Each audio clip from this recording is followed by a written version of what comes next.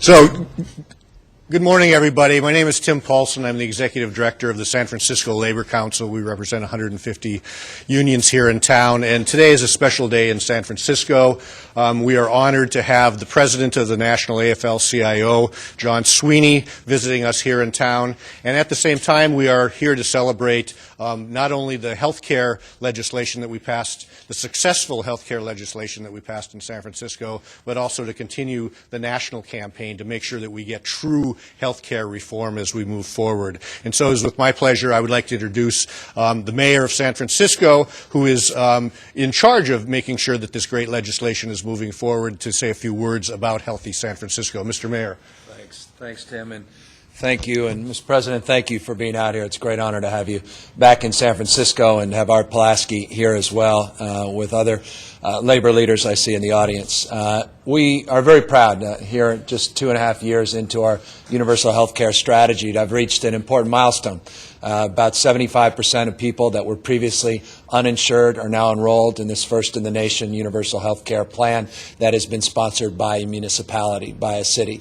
Regardless of pre-existing conditions, regardless of your ability to pay, people are enrolling hundreds each and every week into this public option. And I underscore this frame, this public option, where the sky has not fallen in, the world as we know it did not come to an end, businesses did not rush up and out of this city. The economy, in spite of the macroeconomic realities, is performing at a much better pace than almost every other municipality in the state of California. And we've been able to do it without increasing taxes and without creating a new bureaucracy, all those fears that some had fretted about when we initiated this program. I think the significance of this effort has been demonstrated by a series of independent studies that have been produced, independent of the city and county of San Francisco, that have basically validated these points. That this program is working, that we haven't seen a diminution of employment, and we've seen an increase in satisfaction. Kaiser Family Foundation will be coming out very shortly with their plan, or rather with their survey, and we hope, though I haven't read it yet, we hope it will also show the same. But report after report is proving the efficacy of this program, a public option, a public plan, a strategy to provide health care regardless of your ability to pay, regardless of your pre-existing conditions. We should not have to be doing this alone, and that's why this national debate is so important to us, as it is to everybody across this country, not just individuals that lack health access, but to those with health care that can barely afford it. And for those in the private sector, they should be as concerned and cautious about what's going on as anyone else, for self-evident reasons. The cost of providing health care is only increasing 119% in California since 2000 alone. And I just want to, in closing, underscore the enormity of the challenge here in the state. We have more uninsured Americans than any other state in this nation. We're over 20% of Californians are uninsured, which is a remarkable statistic. It's the fourth highest percentage of uninsured of any state in this nation. Again, in raw numbers, more individuals in this state uninsured than any other state in the nation. So we have more to gain and more to risk in terms of this debate.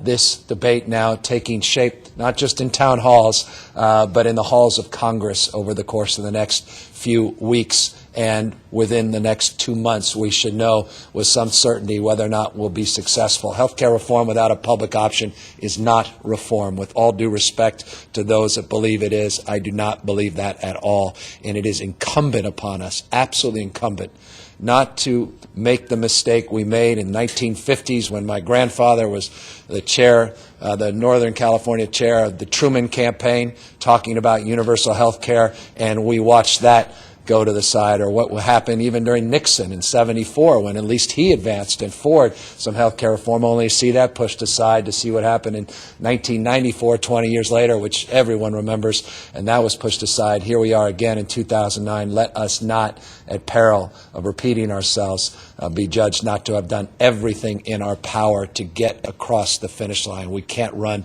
the 90-yard dash on health care reform, real reform, public option, public plan, and that's why we're here, to underscore and to build that support, grassroots support across this country. Labor, business, everybody coming together across their differences in this effort. Final words, I just want to thank the labor community again and again. This effort of our local plan would not have happened without the constancy and the faith and the real commitment of labor. Tim Paulson's outstanding leadership and stewardship with Dr. Mitch Katz and our Pulaski on the phone consistently saying, how's it going? How's it progressing? You guys going to actually make this happen? And so, President Sweeney, you've got some outstanding leaders out here, and they're really leading by example. And it's a pretty remarkable thing. So many people are asserting this idea, and here we are very proudly in San Francisco proving that it can work. And it wouldn't have been for your leadership and the leadership of labor, we wouldn't be here today. So I want to thank them and thank you on behalf of all San Franciscans for giving us this remarkable opportunity in this moment of time. Thank you. Great. Thank you, Mr. Mayor. And to introduce our special guest, I'd like to introduce Art Pulaski, who's the Executive Secretary-Treasurer of the California Federation of Labor, our statewide AFL-CIO. Thanks, Tim and Mayor. We're here today to reflect on how important it is for city, for state, and for Washington to play a role in fixing our health care crisis. We have in San Francisco, as one of the great examples in the country of an unqualified success in building a health care plan that helps cover the uninsured in this city. It's the San Francisco Healthy Families Program has dramatically reduced the number of people who are uninsured and uncovered by health care in this city. It's a demonstration to everybody around the country about how a city or the country can make a difference in their health care. It's also an example of why the public option is a necessity in terms of national health care reform. In California right now, 1 in 5 Californians have no insurance. What's a health care crisis is about to become a health care calamity in California because of the cuts by the governor in the Healthy Families Program across the state. There will be 700,000 more children who are uninsured because of these cuts. We're going in the wrong direction. Every moment in California, there's a frantic mother who can't get her sick child taken care of. And there are thousands of sick children every moment who need to get covered, who need to get some health care by their doctor before they become much more seriously ill. But California is going in the wrong direction. And that's an example of why we really, really need health care reform nationally right away. So we're here to say that San Francisco's Healthy Families Program is an example of how we can make it work very successfully and why we must nationally pass this legislation as soon as possible. H.R. 3200 is the health care reform bill that for California will mean that there will be more than 5 million people who will get the coverage of health care that they need once this bill is passed. We cannot wait any longer to make this change. And we have the national leader of the labor movement who's working so hard in Washington to help us get this bill passed, here today with us just to talk about the next steps on how we win health care reform as soon as possible for Californians and for everybody across the country. It's my great pleasure to introduce to the man who's come out from Washington, who's fighting for working families across America, the President of the AFL-CIO, John Sweeney.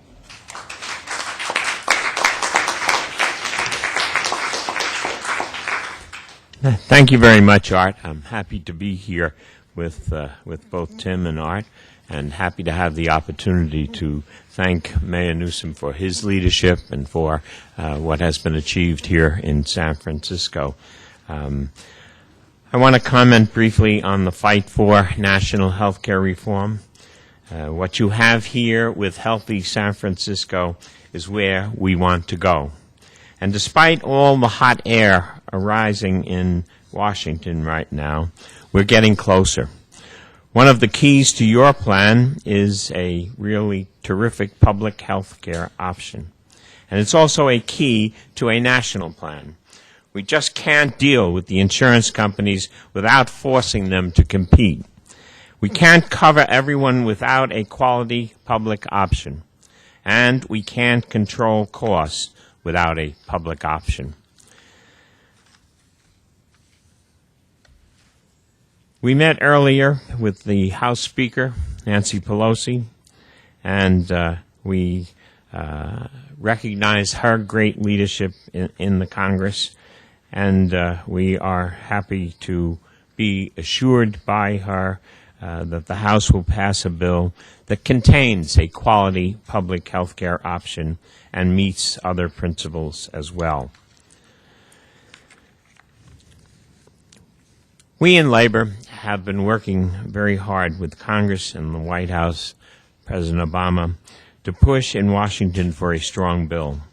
But more importantly, union activists all over the country are going out to those town hall meetings that you've been hearing and seeing so much on TV to speak out for the urgency of real health care reform and not let the right-wing squads carry the day. And we've been mobilizing in key states where members of Congress are wavering or are asking questions, raising questions, and we're trying to educate people as much as we possibly can. The next 30 days will go a long way towards determining who wins this battle, working families or the insurance companies that call all the shots now. We're letting people know that at the same time insurance company profits have grown 1,000%, working families are paying 3 times as much out of their own pockets for health care. We're reminding voters how health care costs are pushing down wages, how companies are dropping coverage, and how most Americans don't have coverage that they can count on. We're helping people realize that health care reform can't wait. If we fail to act, premiums will climb higher, benefits will get cut further, millions more will lose their coverage altogether. We're spending $2.4 trillion a year on health care, money that we could be spending on creating jobs and rescuing our economy. And we don't have to tell anyone here in California how rising health care costs are making it impossible for U.S. companies to compete in global markets, while at the same time busting the budgets of local and state governments. The bottom line is that people have to realize it's us against the giant insurance companies. We have to insist that Congress hold them accountable and put patients and our doctors in charge of health care. San Francisco is a great model, and I'm so pleased to be here with the mayor and everybody else here this morning. Thank you.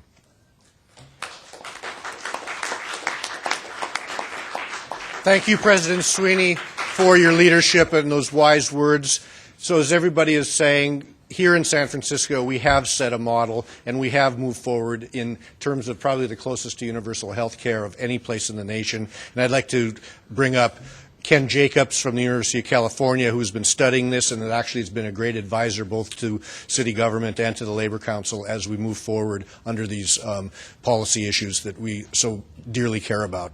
Ken Jacobs. Thank you, Tim.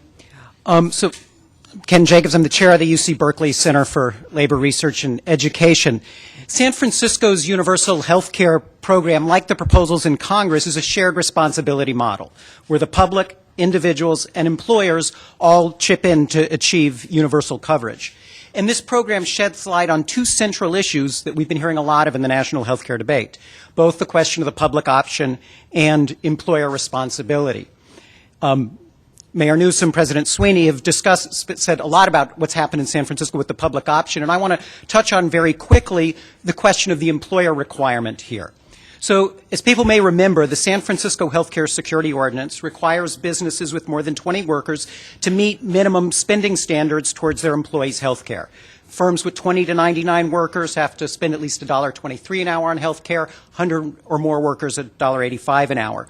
And businesses can meet that requirement in a variety of ways. They can provide insurance, medical reimbursement accounts, or they can pay into Healthy San Francisco. And if they do, their workers receive a 75% discount on the quarterly enrollment fee. So the public option has proved very popular with employers as a way of covering those workers who would not otherwise be eligible for job coverage. And I want to emphasize that that's who it's covered. As of the end of June, 980 firms had chosen to pay into Healthy San Francisco for at least some part of their workforce. A recent survey of San Francisco businesses by my colleagues Arandrajit Dubey and Will Dow found that very few employers choosing the public option are contemplating dropping existing coverage that they have through the private market. Thus far, the public option has been largely used to cover those workers who were previously uninsured, supplementing rather than crowding out private coverage options. This has been a major debate nationally, and I think this is an important finding. One of the reasons crowd-out doesn't appear to be a factor in San Francisco is the employer requirement. If we didn't have an employer requirement, you'd expect employers that have lots of low-wage workers to say, well, they can get subsidies through Healthy San Francisco, so that'll be cheaper. We don't need to provide coverage anymore. And that's a central reason why the major bills, the House bill and Senate bills, also include employer requirements nationally. So the main argument against an employer requirement is to say, if you do this, it's going to cost jobs. And here San Francisco is very instructive. So my colleagues and I analyzed what have been the employment effects in San Francisco. We looked at San Francisco compared to surrounding counties, what was happening with employment overall, and then specifically in those areas most affected. So that's retail, restaurants, accommodations. What happened in the time leading up to Healthy San Francisco, and then what happened in the year after the healthcare security ordinance went into effect. During the time leading up, employment grew in San Francisco, generally in each of those areas, at about the same rate it was growing in the surrounding areas. In the year following, so for 2008, we actually saw slightly stronger growth in San Francisco than we did in the surrounding areas. So that goes through all the latest date through which data is available. So basically here, there is no evidence that San Francisco's healthcare security ordinance and employer requirement has had any negative impact on employment. A recent study of employment in Hawaii, where employers are mandated to provide coverage, found similar results. On a national level, in fact, we'd expect healthcare reform to have strong positive effects on employment and on the economy as a whole. They'd serve to lower the rate of growth of healthcare costs for businesses that currently provide coverage. The bills would provide affordable health care options to small businesses, which currently pay much higher costs for health care than larger businesses and face much greater volatility in health costs. It would also reduce a major barrier to small business startups. Right now, it's very difficult for people to get coverage, and improve productivity by reducing lost work time due to illness and allowing people to choose jobs based on their skills, not the availability of health care coverage on a particular job. The San Francisco experiment is working, and it's working well. 43,000 individuals have gained access to coverage through the program. The public option has proved popular with individuals and employers alike, while not displacing the private market. And the employer requirement has not led to the job losses that many warned us about. And these are all important lessons for the national debate. Thanks. Okay. Thank you, Ken. I think we have time if anybody has any questions for any of the guests and speakers that are here. If not, thank you very much. Cut it off when you can.